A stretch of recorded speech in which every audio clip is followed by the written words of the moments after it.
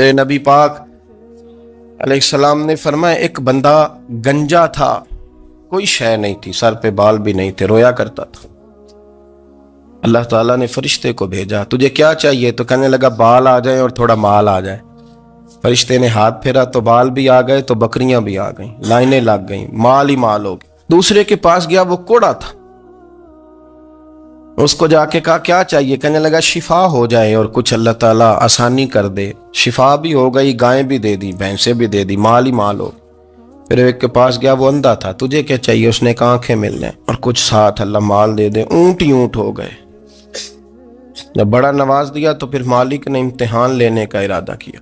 اللہ نے فرمایا آزمائش کرو۔ سب سے پہلے گنجے کے پاس آئے، اسے کہا اللہ کے رستے میں کچھ دیکھا نہیں لگا، میرے خرچے ہی بڑے ہیں، دیکھو تو صحیح کتنی مشکل میں وقت گزارتا ہوں، حال ہی کوئی نہیں۔ تو اس نے کہا میں نے تو سنا ہے تو گنجا اور بھوکا ننگا تھا۔ کہنے لگا میں تو جدی پشتی رئیس اعظم ہوں، تو یہ کس پاگل نے کہا ہے؟ بھاگ جا۔ اس نے کہا اچھا جیسے تو تھا ویسے ہی ہو جائے۔ کھیت کھلیان اجڑ گئے، پھر سے گنجا ہو گیا۔ حضور علیہ السلام فرمانے لگے، پھر وہ اس کے پاس گیا جو کوڑا تھا، اسے کہا کچھ دے۔ کہنے لگا خرچے ہی بڑے۔ اس نے کہا میں نے تو سنا تو پہلے کوڑا تھا۔ اس نے کہا جا دوڑ جا، میں تو رئیس اعظم ہوں، دادا بھی پردادا بھی اور ساری نسل ہی۔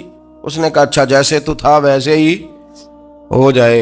پھر وہ گیا اندھے کے پاس اور جا کے کہا اللہ کے نام پہ کچھ دے۔